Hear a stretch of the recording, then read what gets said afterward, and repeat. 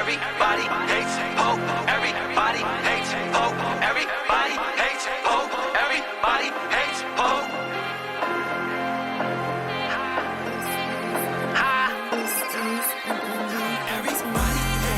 Everybody hates Pope. Everybody hates Pope. Everybody hates Pope. Everybody hates Pope. Talking all facts, keeping egos. If you got receipts, brother, bring them to the show. When it come down to it, who to go? All you LeBron James fans, I want smoke. Everybody hates Pope. Everybody hates Pope. Everybody hates Pope. Everybody hates Pope. Talking all facts, keeping ego. If you got receipts, brother, bring them to the show. When it come down to it, who to go? All you LeBron James fans, I want smoke.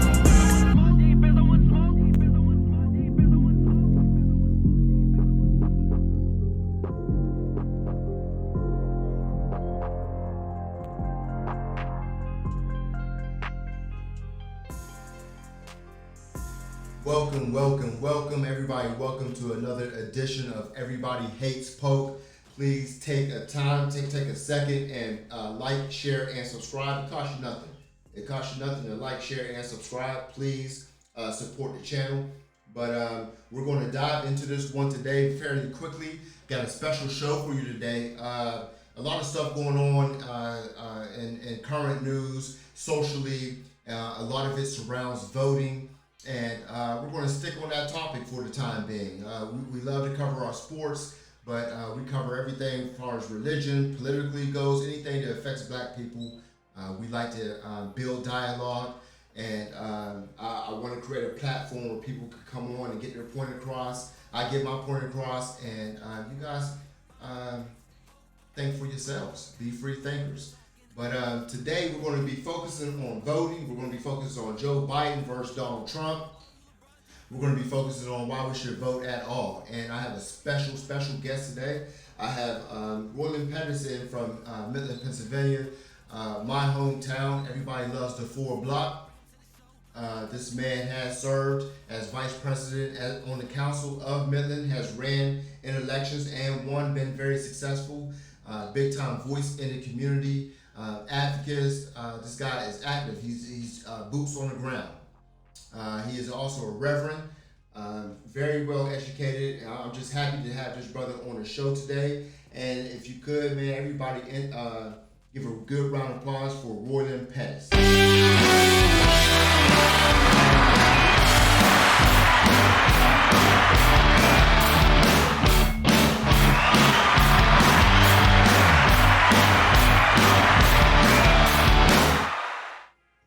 Roylin, well, welcome to the show, man.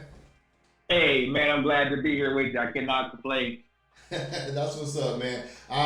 Listen, man, we're not going to waste too much time, man. We want to give the people exactly what they want. I'm very excited to have you on the show.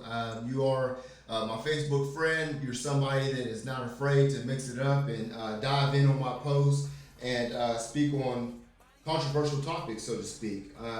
Yeah.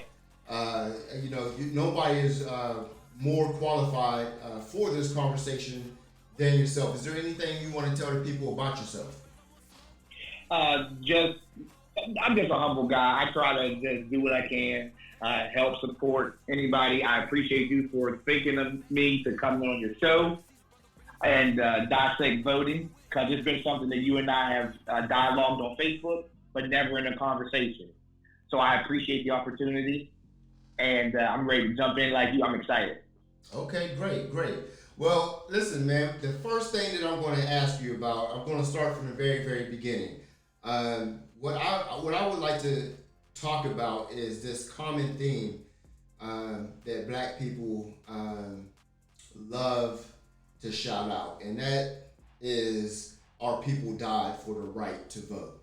Now, everyone that knows me knows that I am questioning whether or not we should vote, from the aspect that if we do not vote, it would be effective in getting the Democratic Party to give us more qualified candidates. So it's strategy, not laziness. But I often get the backlash, and I often get people saying, listen, man, our people died for the right to vote. And me personally, I don't believe that. I don't believe that our people died for the right to vote. I believe our people died for the right to vote effectively. Oh, that's a key word right there. That's a good word. Yeah, effectively. I would like your opinion on that. What do you say to someone like myself that says, no, they didn't die for the right to vote. They died for the right to vote effectively, and I don't believe that we're voting effectively. What do you say? Okay, that is your key word there is effectively. I actually never thought of it that way because the right to vote for me was so important, and I do look at it that way. That people have marched, people have died, people have tried to move society in a progressive way when society didn't want us to move in a progressive way. And so you adding that word is paramount to the discussion. Because when you look at black votes over the course of the history that we were allowed to vote, about 30-40% was Republican. So you add another 30-40% Democrat, and then there were some independents in between. Because at times we felt that each party didn't effectively speak to us. And so now we have about a 92% just dedication to the Democratic Party. Wow.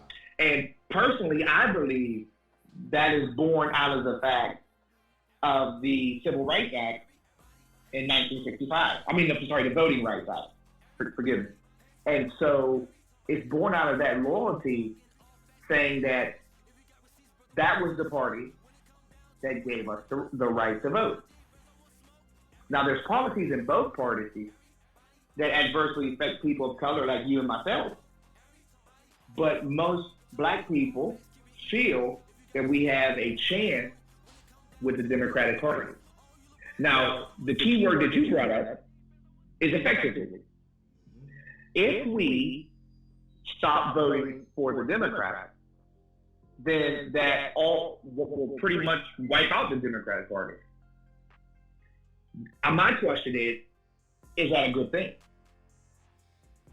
Because if that happens, the policies as a whole party adversely affect us from the Republican Party.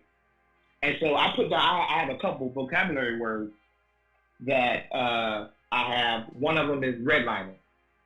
It's a discriminatory practice insurance companies use to refuse, and here's the key word, limit loans and mortgages and insurance within specific geographic areas, especially inner city neighborhoods.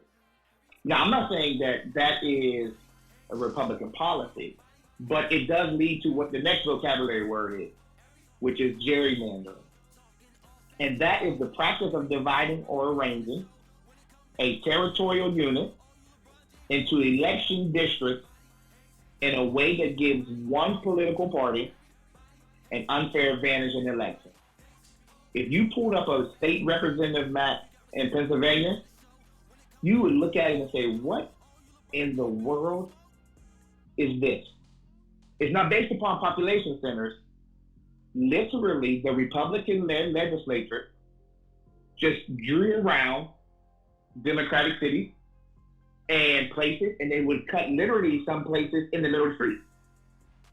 And so that keeps them in power.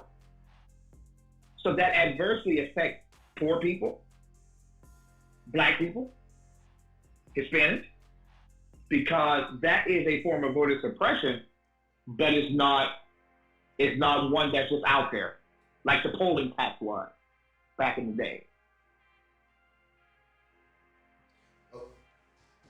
Okay, but if I'm following you correctly, you're saying that it's not a wise decision to withhold your vote because of what? It's not a wise decision because then you have a one-party system. It's bad enough we have two-party system. Okay. We need about a 3 or 4, to be honest. Okay. So that they can share the power. You know what I mean? But why do you come to the conclusion that if we withheld our vote for say a period of 4 years, why do you come to the conclusion that the Democratic Party would just fall off the map? Well, because when you look at where the Democrats hold power, and it would fall off the map definitely nationally. Because if you think about us as a bloc not voting, that would be like, for example, I looked up the data from 2016. 65%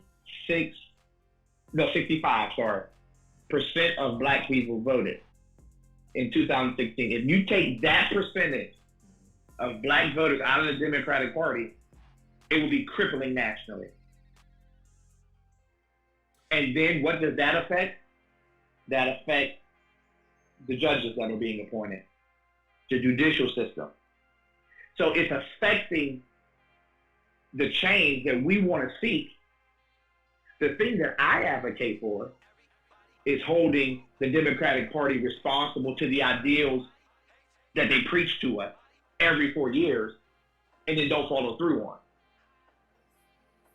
And that's what I think is more powerful than not voting. Okay. Because if we did not have the pressure on Lyndon B. Johnson and Dr. King, and he meeting with them and saying, this is what we want, it would have never been signed, the Voting Rights Act or the Civil Rights Act the year before. Okay, that's fair enough, and we're going to touch on that in 1 second as far as holding them accountable, because I've been screaming that for a while, and I want your opinion on that, but I just want to make sure that I'm following you correctly. You're saying that we do both agree, though. We both agree that that excuse of our ancestors died for us to vote. That's not the reason why they died. They died so that we could vote effectively and that voting would be beneficial to us. Do we agree on that? Oh, I definitely agree with that. Okay. Because, like I said, my premise of voting was that, but when you said it, it sparked in my mind. I said, you know what, he's 100% right.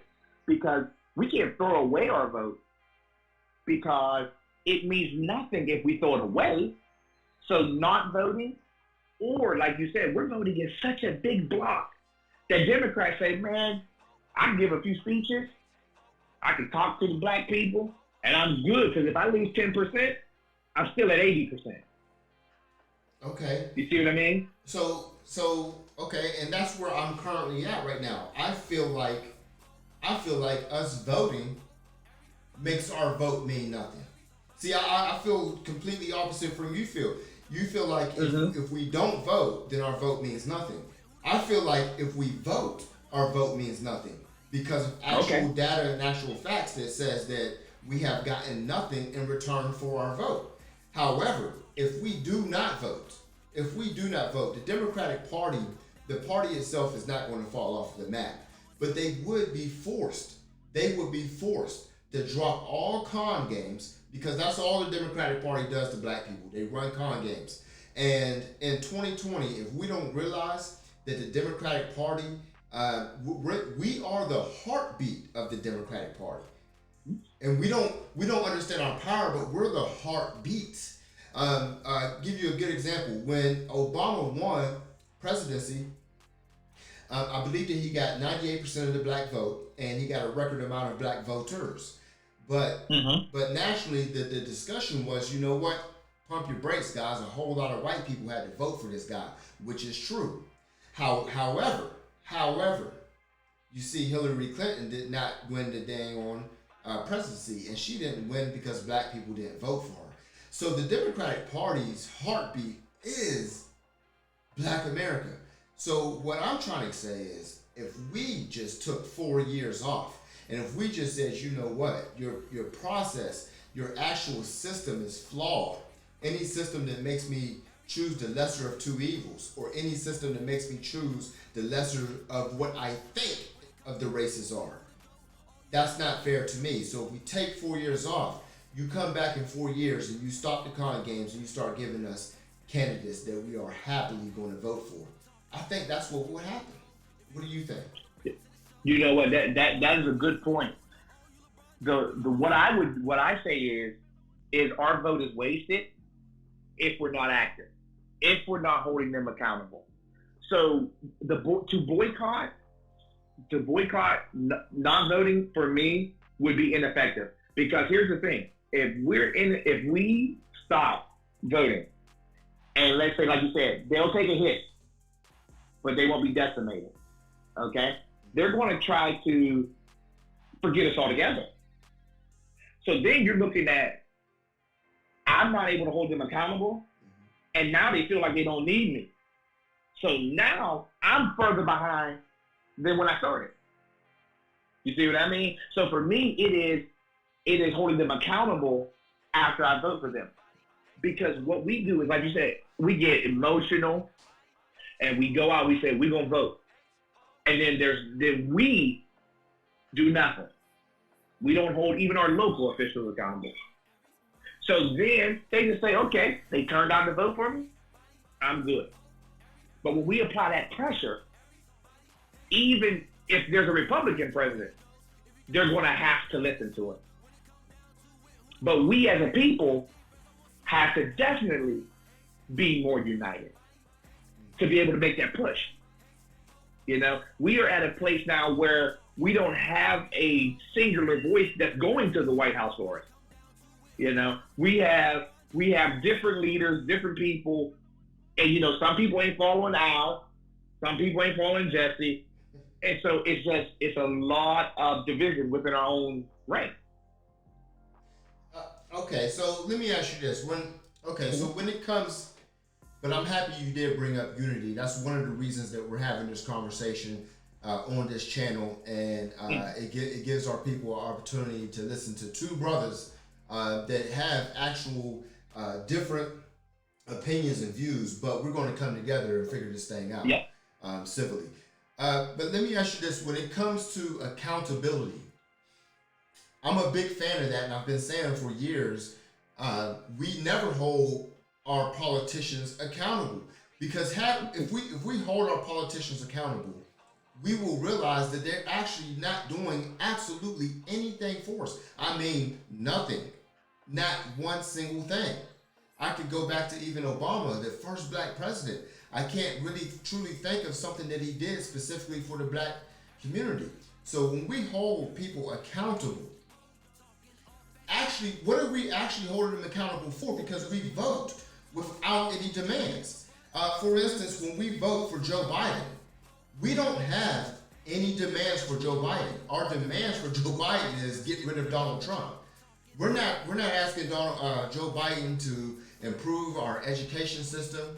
We're not asking Joe Biden to get better grocery stores or hospitals in the inner cities. We're not asking him for more jobs specifically for the inner city. We're not asking him to get rid of drugs out of our community. We're not asking these politicians for anything.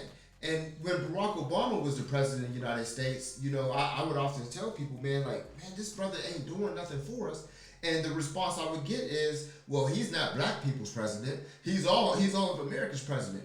So the question I have to you is, how do we hold people accountable when we actually don't even have any demands? That's a great question. One thing that I have always done when I read and I try to study politics, I look at policies that I believe are going to help lift us up. Now, when you look at, I just read an article a couple of days ago that the wealth gap between black and white families is like 6 times or something like that. It's a huge number. But the thing is that if there's a policy that's going to, let's say, for example, provide health care to everyone, that affects that wealth gap, because now I don't have to pay into my health care, which then helps me live a better quality of life if I want to have health care. You see what I mean? So when I look at the policies, that's what helps me try to at least hold them accountable. And you're right, there is no singular voice at that national level requesting these things. Because if there was one thing that held politicians accountable in the time of Malcolm X and Dr. King, was that we were saying, we want this. And the messenger went to the White House, went to Congress. There you go. We don't have that. And at the national, now it's easier at the local, county, state level. Because then we lobby through our representatives, through these meetings or town halls and things like that. But at the national level, we don't have that. And holding a Biden accountable or a Trump accountable is tough when we have no national voice. And the idea is that when I look at the policies, I say, what can help my black brothers and sisters? Because like you and I are blessed. We got decent jobs, we got families we're taking care of, but it's not always the case for all of us. So what policies do I feel will lift them up? And I lean towards Democrats, and I'm going to say this in the open. Locally and state, I have voted for Republicans. You know what I mean? But nationally, I have a hard time because reconciling the platform with what I see applied, like for example, when we talked about the Voting Rights Act, one of the things inside of it allowed for this, it was a formula that kept polling places within certain miles of people who look like you and me, Hispanic, poor people. Well, in 2012, that was challenged. And they lost the Supreme Court. So now you have polling places where some people wait 5 minutes in wealthy, affluent communities, and then you have the poor inner city waiting 4 or 5 hours because of this one ruling by the Supreme Court in 2013. So the thing is when we look at these policies, how are we going to affect change in either of these parties?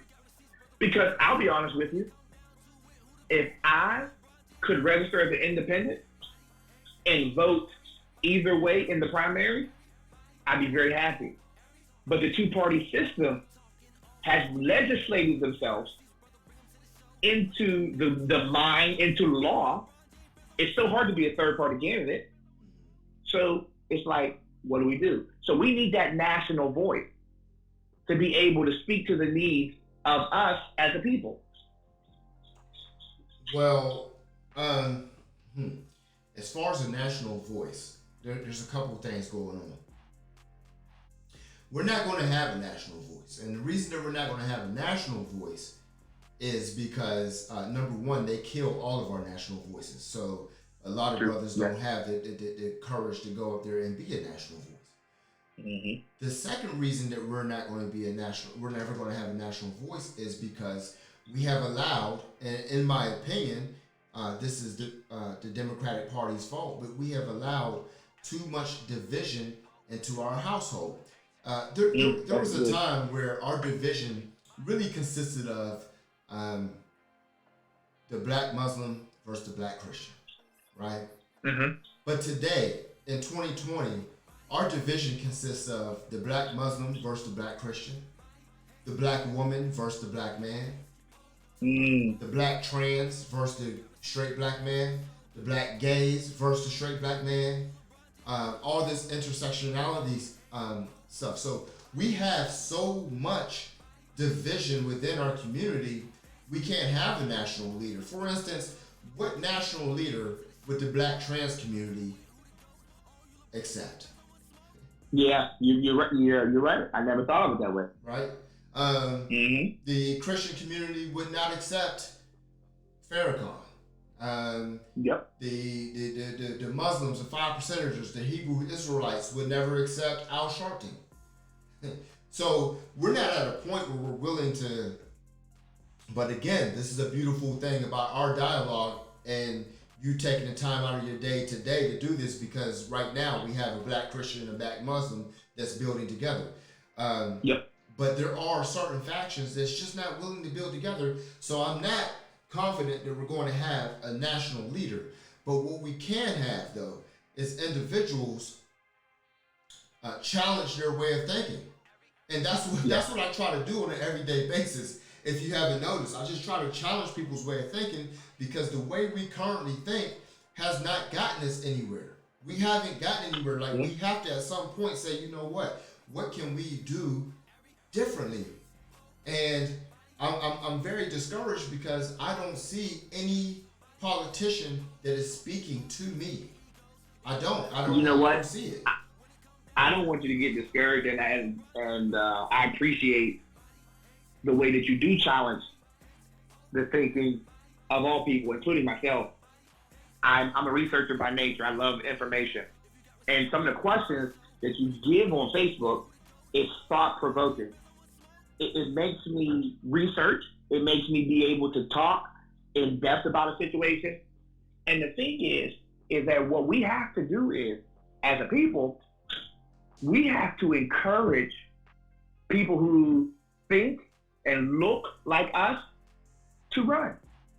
Because if we get behind a candidate, because there are places that we could run, and if we get that primary victory, we're going to win the general. You know what I mean? Because, and then that person knows our struggles. That person knows what we've been through. So then they can speak to us to help effect the change that we're looking for. See, this is why it is important to have term limits. To have because to have term limits for members of council, for local, state, federal level. Because if we have term limits, it forces people to run, but also new ideas, new thoughts, a changing of the guard. Because there's no way, and God bless her heart, there's no way Nancy Pelosi knows what it feels like to be a 34-year-old man, black man. Right. You know what I mean? So with that being said, she has had her time. She's the Speaker of the House, one of the most powerful people in Washington. But it's time to leave to let somebody else, fresh ideas, new ideas, to be able to speak to people like you and me. So that we are able to affect the change that we're looking for. And the problem is that changing power is hard. And a lot of people, like you said, earlier, you said they killed our national voices. That is so true. And it's hard, even in this small town. What I faced running for a little council seat, made $600 a year, peanuts. What I faced because I upsorted the power structure was unbelievable. So it takes somebody with some grit and tenacity to be able to run and then affect the change. But what we have to do is get behind those type of candidates and then push them forward as black people. I love that answer, and that kind of started a little bit of a fire in me. But this goes back to our challenge, though. This is what I noticed about white America after Barack Obama won the presidency. After Barack Obama won the presidency, I'm the type of person that I watch my enemies. So I watch Fox News a lot. Okay. Me too. Yeah, I love to hear what they're saying. Yeah. But one thing I noticed is, man, they bitched, moaned, and complained every single day, just like CNN does right now. But they bitched, they moaned, and complained. But you know what else they did? They did something that none of us seen. We did not see their unity. We did not see their movement. And they went and they got behind an unqualified man. They got behind the most, a man that is so far from being a conservative. Yep. They got behind him, endorsed him, all because of one little thing, and that is called white supremacy. Okay, listen, I agree. I totally agree. See? And let me tell you, I talked with a friend of mine, and I told him, I said, listen, I said, white privilege, or like you said, supremacy, is so baked in to the thought process of most white Americans that you would take an unqualified white man and promote him over a qualified black man. Yep. And I said, and some black people do it. Yeah. Yeah. Yeah, and a white woman, you're right. Or a white woman. Yeah. Think about all the white women that voted for Trump over Hillary Clinton.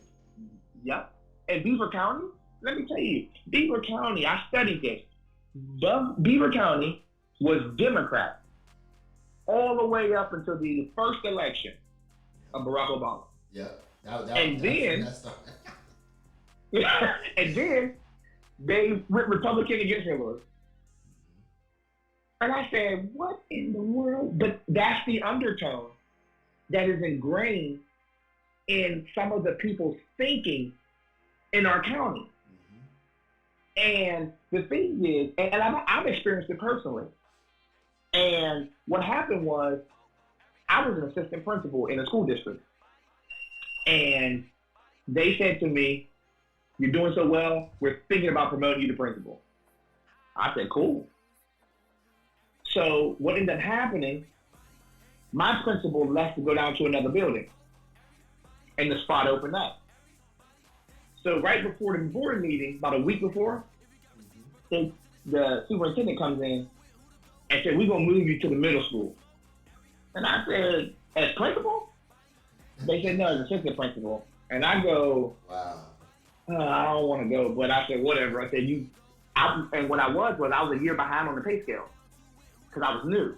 I said, if you pull me forward, I will be happy to just do it, you know? They told me no. Then they hired a guy a month after me. They promoted him to principal in my building and gave him a $12,000 raise. Wow. Outside of it. Wow.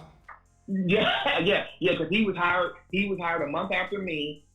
And at the end of the school year, they promoted him to principal and gave him a $12,000 raise. And like I said to my wife, I said, after I'd done the job, I was in the building for a year and was the assistant principal. And I said, and they moved me laterally and gave me nothing. And man, mind you, some of the votes were black people.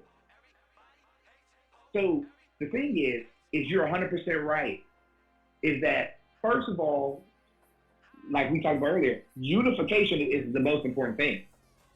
But also, we have to challenge the thinking of people who innately support white supremacy, or whether you call it white supremacy, white privilege, whatever it is, and it's ingrained to the American brand. And we see it. We see it every day. Every day. With Trump. Yep. And then, not only that, I'll even step on and say, we see it with Joe Biden. Because I told a friend of mine 4 years ago, I said, listen, I said, ain't no woman, ain't no black candidate beating Donald Trump. I said, the only thing that will beat Donald Trump is a white old man. Mm-hmm. I said that 4 years ago. Mm-hmm. That is the only man because again, see, there's a couple of things. I want to stick to the politics, but you're right. You're right. But I want to say this though. When white America got behind Donald Trump, right? That triggered something inside of my thinking, and that made me think to myself, you know what, man, like our unification, and specifically our unification of our economics, our dollars, is more important than politics. Because, again, let's suppose that, I decided to run for office. Mm-hmm. Okay? It would be challenging for me to win because the black gay community wouldn't vote for me, or the black Christian community wouldn't vote for me. The black trans community wouldn't vote for me. They have caused so much division in our community that it's kind of pointless to run because we're not going to get the support that we need to get. Now, you take a look at someone like Obama. He will get all of our support. But why will he get all of our support? Because he conformed. He is not really, he never ran and specifically spoke to us. And too many of our people have their own agenda. Meaning, if you are a part of the LGBTQ community, they put the LGBTQ community above the black community. If you're a black trans woman, you put that above being black. So there is too many divisions. There's too many divisions until we get to a point where we're like, you know what, our number one goal is black, because I'm black before I'm gay. I'm black before I'm this. I'm black before I'm a Muslim. I'm black first. Black first. Yeah. That's fair. Yeah, that's true. Right. So I totally agree. Yeah, I mean that's what you are first. And on top of all of that, we all have the gay community. Everybody has someone talking to them. Okay, the Democratic Party is consistently talking to the LGBTQ community. They're consistently talking to the trans community. They are consistently talking to the Hispanics and everyone else, you know. But there's literally no politicians that's specifically talking to black people, the actual group in America that needs the most. So the group that actually needs the most, no one specifically talks to us like, you know what, we're going to lower crime in your neighborhood. You know what, we're not going to lower crime just by locking you up. This time, we're going to get the drugs out of your neighborhood. You know, we are responsible for getting the drugs into your neighborhood. So guess what we're going to do, black people? We're going to get the drugs out of your neighborhood. There's nobody saying, you know what, we owe you reparations. Nobody is talking to us. And that is my true frustration. I'm looking at Joe Biden, I'm looking at the Democratic Party, and I'm asking myself, why am I going to continue this abusive relationship when they're not giving me nothing back in return? That's a great point. That's a great point. I believe that they're speaking, like you said, to the subgroups within our community. But I go back to it, like you said, we don't have that unity. We're disjointed. So what's ended up happening is that you speak into the groups that's making the most noise.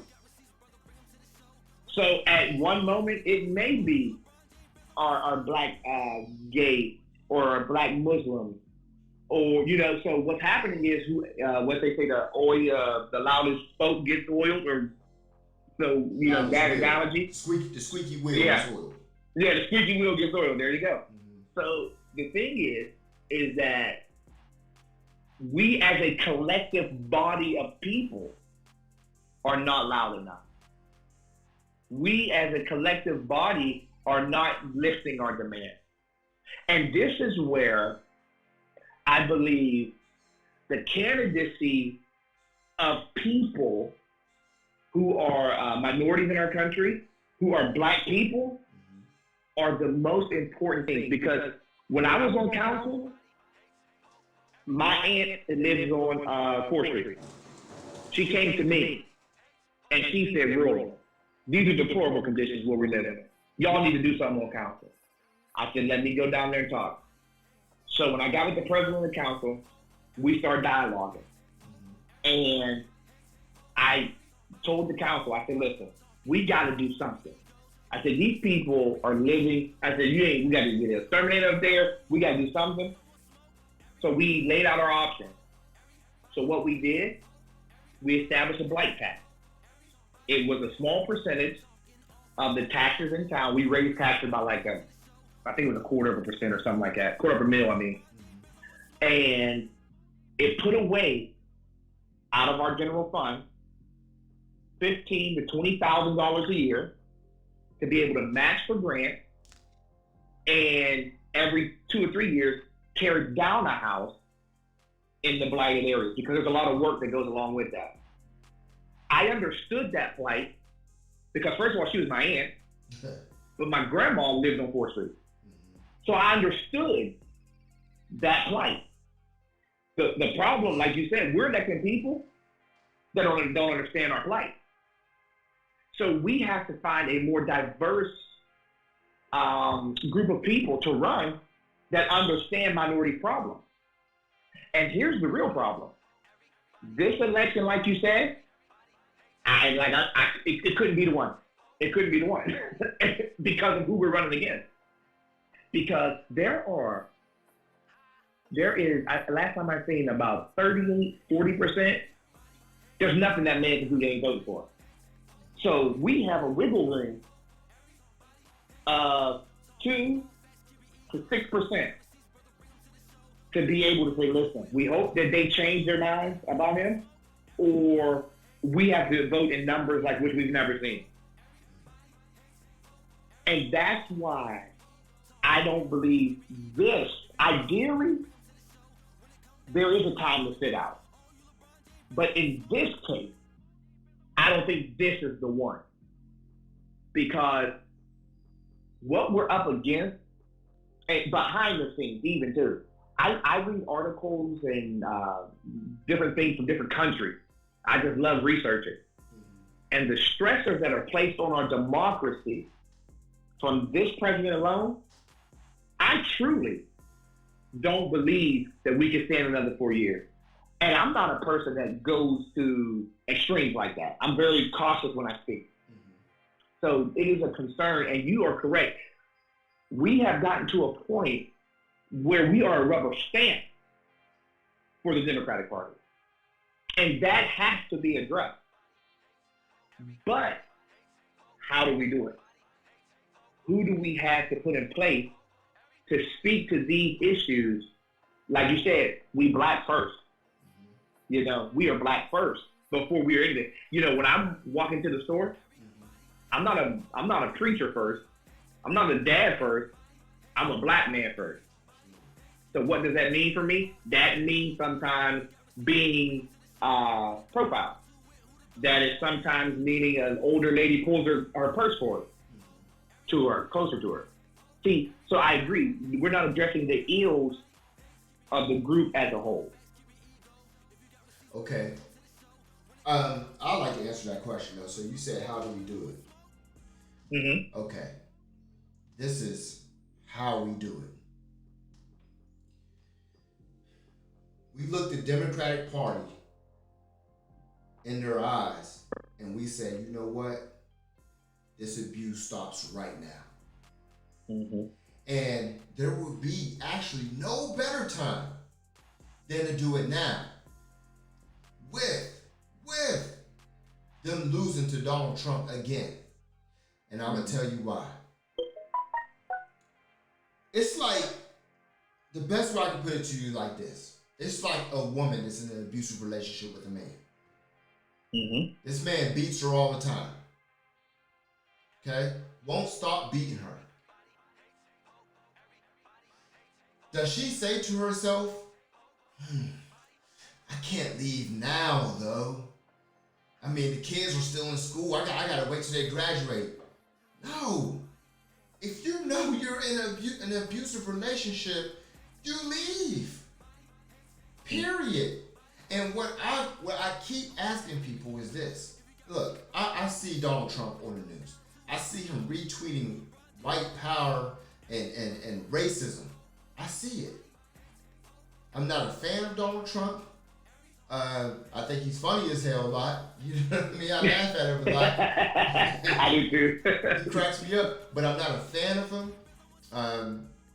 But the bottom line is Donald Trump has not done anything to Black America that any other president has not done. Nothing. Not one single thing. So I look at that and I say to the Democratic Party, fuck Donald. I'm not afraid of that. I'm not afraid of him. And I'm also not afraid of him screwing up your country. See, there's a couple of things as black Americans, especially as voters, that we got to learn to admit. We talk about this country as if we have such a big stake in it. But all around us, we're having this big fight and this big battle about taking down statues, about getting rid of the Confederate flag, about admitting to Colin Kaepernick that you're right. So right in front of our face, they're admitting to us that we have mistreated you all this time. So I'm not going to sit here and act like this country loves me. So if Donald Trump is going to screw up this country, so be it. And that's how serious I am about being black first. That's how serious I am about our issues. Until the Democratic Party can come and say, you know what? We're going to level out this educational gap. We're going to level out this work unemployment gap. We're going to get the drugs out of your community. We're going to actually get you your reparations. See, these are the things that would actually make a lot of sense to black Americans. But we've gotten to a point in the political arena, we don't even ask for those things. We don't expect it. We don't ask for it. We don't care. We never even asked Obama, can you do something about all this police brutality? Because the police brutality started spiking out of control under Obama. We don't want to admit that. So what I'm saying is, this is the actual time to say to the Democratic Party, look, we're black first. And whatever you want us to be afraid about, we're not afraid. We're not afraid of it. We're not afraid of Donald Trump because he hasn't done nothing to us. And if you really wanted him to be defeated, you should have came at us correct. You know, but that's what I say. That's how I say we do it. I say that we. Well, you in a good place. That's a good thought. I like that. Now let me flip that around on you. All right. Due to the fact that we are 6 times more likely to be incarcerated, that wealth gap is that case. If we allow a Donald Trump to ruin the country, it will still affect us more than our white counterparts. Because if he runs this economy in the ground, guess who's the first to get hurt? Us. And when we have unfair legislation, guess who's the first to get hurt? Us. And I'm not saying Democrats haven't done it. You know what I mean? I'm not saying that. But what I am saying is that anything that is happening in this country that affects white people, it affects us 3 times more. So if we are able, and this is where I listen to you guys, and when you talk about black-owned stuff, it makes sense. It makes perfect sense to me that we need to leverage our dollar, that we need to definitely support black-owned businesses. But the thing also is, while we're doing those things, we should be on the backside trying to influence the system so that we are able to benefit in the long run. Like all the things like separating and black-owned businesses and leveraging our dollar are all great ideas, and they will take time, and they will take a concerted effort to be able to do that. But while we're doing that, you guys have added another prong to my approach, because my approach is change the system, which is hard, tedious, back-breaking work. But while I'm doing that, I can help lift my brothers and sisters in the same breath. So I agree with you that if he tear it up, and we don't have much invested in the system. But the craziest thing about it is that if he tear it up, we gonna be the ones at the food line. We gonna be the ones at the food pantry, the soup kitchen. That's the problem that I have. Because if we are not able to try to influence the system, then we're gonna be left behind further again. And I'm not asking them for a handout. But what I am asking, like you said, is to put pressure and hold them accountable. And that's where my mind is when it comes to affecting change. Because if we do nothing, we're going to continue to do nothing and have nothing. But if we at least try to affect the system, then we can hopefully, with all our work and ideals being perfect, that we can be in those seats to help pull up our brothers and sisters.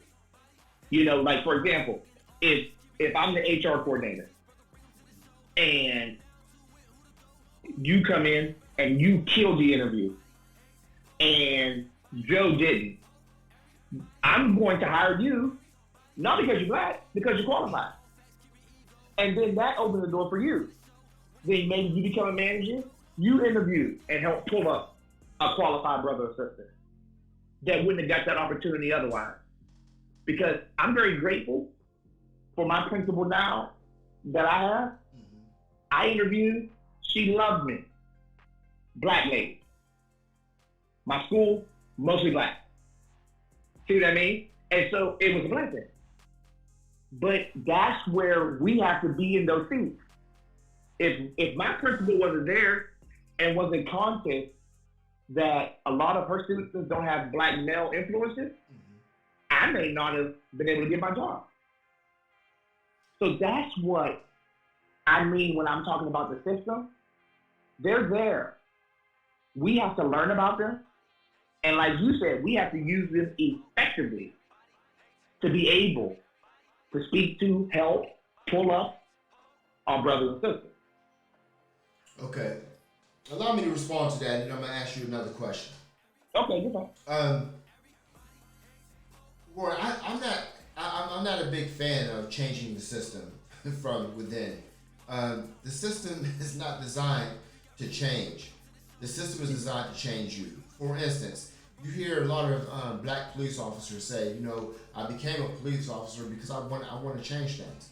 And then time after time, you look at these videos and there's another black officer that's allowing a white officer to kill someone. You don't see the black police officer actually changing that system. The system changed the black police officer. I'll give you another example as far as the political arena. Right now, at this point, I forget the numbers. I did have them written down, but we have more black politicians than ever before. And as we currently speak, we cannot think of one single black politician that has put a dent into our problem. Not one.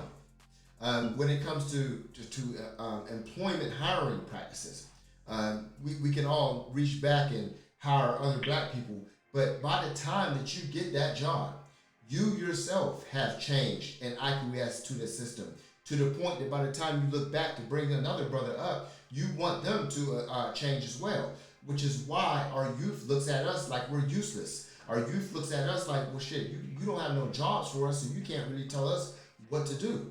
And the reason that we don't have jobs for us, and a lot of us brothers have been fortunate, we got good jobs, but we have acquiesced to the system to be a part of the system. So that's what makes it, Barack Obama himself, the first black president, he did not reach back and put a dent in anything black. The reason why? To become the president, he has to get vetted. To become the president, he has to be a certain type of individual that will get into that office and do business as usual. I'm not saying that Barack is a sellout. I'm not saying that I dislike him or I don't like him. I'm just stating the facts that he didn't actually do shit for Black America. But that's just my opinion on that. But I want to ask you this. Do you, is there any point though? Because listen, I'm going to acquiesce and I'm going to go ahead and be in unison with my people. If my people's going to vote for Joe Biden, I'm not going to go against the grain. I'm going to vote for Joe Biden reluctantly. However, I said this 6 years ago. I've continued saying this and nobody's listening to me. If I can bite the bullet and do what it takes to be in unison with my people, at what point do we double back and say, you know what, Poke, you might have a good idea. Let's try to withhold our vote so that our vote matters and we can get candidates that are more worthy of our vote. At what point do we try it, my way? I took some notes when you were talking. you have a great point with the job thing. When we talk about the system, you are correct. There's a measure of professionalism that we have to have. I mean, I don't know what word I'm looking for, but you're right. But that's why I like progressive ideas, because they shake up the status quo. And the system, you're right. I will give you this. The system as a whole is not made for us to succeed individually, but corporately. If we push hard enough, we can get the substantive changes that are needed. Like, for example, when Nike took caps out, they said, because they knew they would lose money if they didn't. That's the power of our dollar. Almost $1 trillion in spending power. We don't have the unity piece like we talked about earlier. But if we are able to get into the system and affect change, that's when it will come. The problem is, like I said, it's tough. I sat there. I sat in those seats. And it takes a tremendous amount of fortitude to stand up and say, I'm not going to tolerate this. As a black man, black female, and things like that. There's just not enough of us in those seats. Even though we have the highest number, like you said, at this time, it's not enough of us to think about the changes that need to affect us. And for you, back to your question that you said, I definitely will say that it is a possibility that I could do that. Because the reason why I say possibility, when I was in college, I missed one election. I hadn't got my absentee form in, and I didn't register in Youngstown. So I just missed the election. I couldn't vote because I couldn't go home. And sometime later, I was complaining about something. And one of the guys I was complaining with, he was like, well, did you vote? And I'm like, no, I couldn't make it. He was like, well, you didn't exercise your right to vote. And I go, and I started researching on why voting is important. And the thing that we have to do, we have to set a goal and start small. Whether that is your local officials, whether that is your county officials, to speak to the needs of us then. And going back to our state reps. Nationally, that's neither here nor there because they're so far removed. And like you said, they come around every 4 years, they say what they need to say, and they try to get our vote. But the loyalty, like I said earlier, goes back to the Civil Rights Act and the Voting Rights Act. And what we feel as a group of people is that loyalty towards the Democratic Party. And like you said, there have been abuses and lies told to us that are not advancing our community, and we still vote.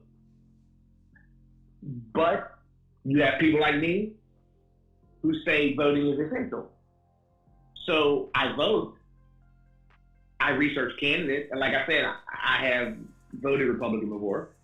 I'm not tied down to the Democratic Party, but if you really think about it, I hate to interject, but if you really think about it, as black people, this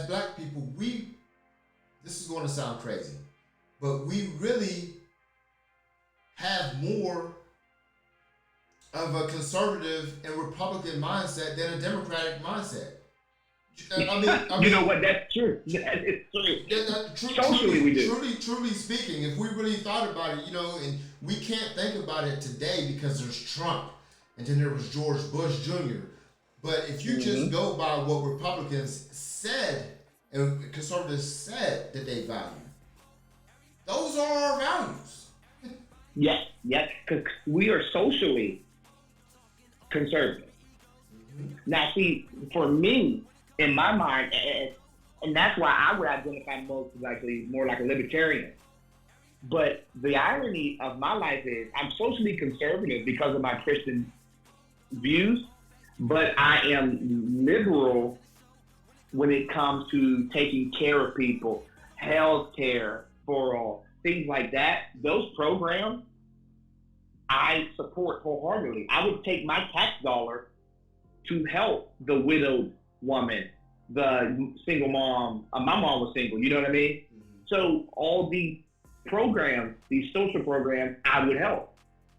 But when you have the contrast between our parties, like if you take away Trump, the Republican Party, when you break down the, let's say, tax plans, tax cuts that they've had, Trump included, going all the way back to Bush, they benefited the wealthiest of us in the country. And how does that affect us? We don't have that wealth as a group of people. You know what I mean? Right. So the idea is that I'm looking at these policies, and when they talk about inclusion and things like that, that's moving us just one step forward. You know what I mean? One step forward. And then we take one step back, because you look at the prison reform bill by the Clintons, that killed the black community. Democrat. You know what I mean? And so when we look at social conservatism as our basis, you are correct. There are more ideas that we identify with Republicans, but when we look at, and I always take at the picture that I shared of all Trump's interns and Obama's and Clinton's interns, you look at the diversity in the party and you say, man, would they give me a chance? You know what I mean? Would they give me a chance? And it's tough to reconcile. It is definitely tough to reconcile. And in the age of Trump, they're definitely nationalists.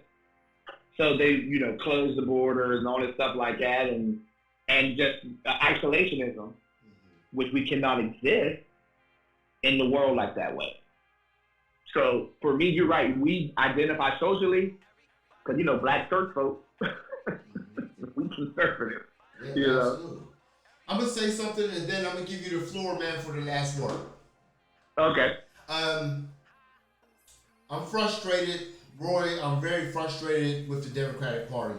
And I listened to you closely, and one of the things you said there is you took a close look at the last three pictures of, what was that? Was that the cabinet of the last three presidents? Yeah, it was the cabinet members, and then it was like how they have interns and people who come in and do different policies, help with different things. Okay. Younger people, like college students, yeah. Okay, so cabinet and interns and staff. And you see the diversity within the Democratic photos. This is what I want to highlight when I talk about con games and trickery. What they have mastered is they have mastered showing us what we visually need to see. But we don't really realize what it is. For instance, in that picture, there probably was a lot of Candace Owens in that picture, but we seen a black woman. There probably was a whole lot of Kamala Harrises in that picture, but we seen a black woman. We didn't know that Kamala Harris is a second generation immigrant whose father is an Indian, and she herself does not have no love whatsoever for black people, unless she wants to use black people. For instance, going to the HBCU. But other than that, she locks us all up and she hides that identity. And then on top of that, when it's time to run for presidency, now all of a sudden she wants to listen to hip hop music, and she does it so terribly. She's naming albums of people that wasn't even born at that time. She just doesn't know what she's talking about, right? But they've mastered that ability, and we see Joe Biden is saying that he's going to announce his vice president, and the speculation that it's going to be a black woman, right? But that's another con game, because I can guarantee you that it will be a black woman that's an immigrant. or it will be a black woman that traditionally have had anti-black policies. Just because it's a black person doesn't mean that they're for us. And the Democratic Party has been great. They've been great at doing that to us. They've been awesome at doing that to us. They will give us welfare. They will give us Section 8. They will give us food stamps and whatnot. And here it is, 2020. As a people, we haven't never stopped and said, "Wait a minute, is that good for us or is that bad for us?" And we're so individualized. Like I told you before, we're so individualized. It's really about us. And the first thing you're going to hear is, "Well, my mom, she needed it," or I grew up in the projects, we needed that." We just think about ourselves. We don't stop and think as a whole. As a whole, how is welfare good for us? How is these projects good for us when they tell us that the father can't even live in the household?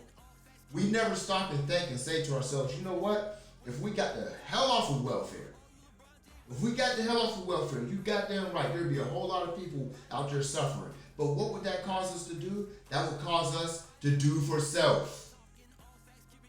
If you know auntie don't got no food, auntie, come in and cook. If you know your neighbor down there ain't got no food, come on in here and have dinner. It would force us to come together and take care of each other. But instead, we'd rather be individuals. We'd rather pay $14 for rent and have a Cadillac outside. That's just where we're at with things, man. That's just where we're at with things. See, and now what I just now said is something that Candace Owens would say, and black people would hate, right? And then some black people would say, "Well, she's not lying." Well, it's not a lie. It's absolute truth. The difference between me and Candace Owens is I'm pro-black all the time, all the way. Candace Owens isn't. See, she'll say that, and then she'll say some fuck shit like there's no racism and Donald Trump is a good person. You see what I'm saying? So I'm always looking at the system that caused the situation. But the point that I'm trying to make is, brother, the Democrats are professionals at the con game. They give us what we want to see visually. Hey man, if Hillary said, "If I got to go out there with Jay-Z and Beyonce and do the Dougie, I'm gonna do that. If I got to pull some hot sauce out of my purse, I'm gonna do that." They don't got no shame. I think I seen for Juneteenth. Then they pull out their African. They did. Hey man, I'm telling you, man, them Democrats, man, they don't got no shame in their game, man. None at all. So I'm just saying, bro, you gotta really, really watch the con games with the Democrats, man. And I got my eye on Joe Biden. But with that, man, I want to give you the last word. We're over an hour, and it's been a great build, man. I just thank you for coming through and being patient with me. You're a great listener, man, and I really appreciate the dialogue. And with that being said, man, the floor is yours. Hey, no problem. Listen, first, thank you for having me. Listen, likewise, you're a great listener. You respond.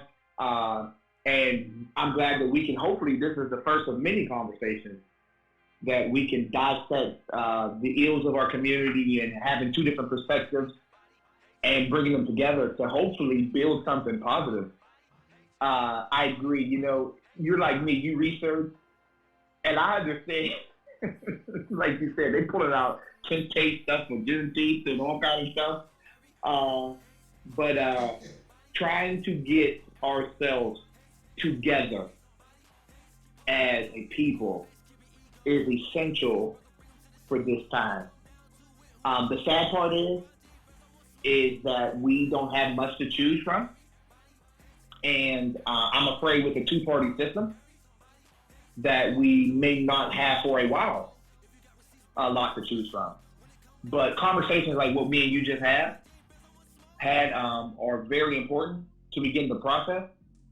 And I am mindful that the younger generation coming up, even behind us, and I'm hopeful that they're taking notes so that they can start a third party, that they can advocate and we can help along them to better understand the process and the games that are being played at the national level, local, state, and federal. So I do appreciate the time that we've been here. And one day, hopefully, when we're having another podcast, we'll be talking about a third party that addresses the needs of Black people. And that we're a unified body coming together to help build success for our children. So I appreciate your time, and I wish you nothing but the best in your podcast. Thanks a lot, brother. And I will be in touch, man. We're going to do this again, man. Thanks for coming through, bro. Hey, you got it. No problem. Take care. All right, you too. Bye-bye. Well, family, hey, another one in the books, man. I feel like that was a great build, man. That brother right there is sharp on his game, man. Beautiful listener, man. I hope that we showed you exactly how two people with two different ideas, two different opinions can come through and have a dialogue, man. Compromise and fight for the one common goal, because we both want the same exact thing, man. Both of us. I encourage you all to please like, share, and subscribe. Please like, share, and subscribe. Get at me through Facebook or my Instagram. You can find me at Anderson Pressure Wash at gmail.com. If you would like to be on the platform and speak your mind, I would love to have you come through. That's what this is all about, people talking and building, chopping it up, man. Again, please like, share, and subscribe. And with that being said, it's a wrap, family. Everybody enjoy. Peace.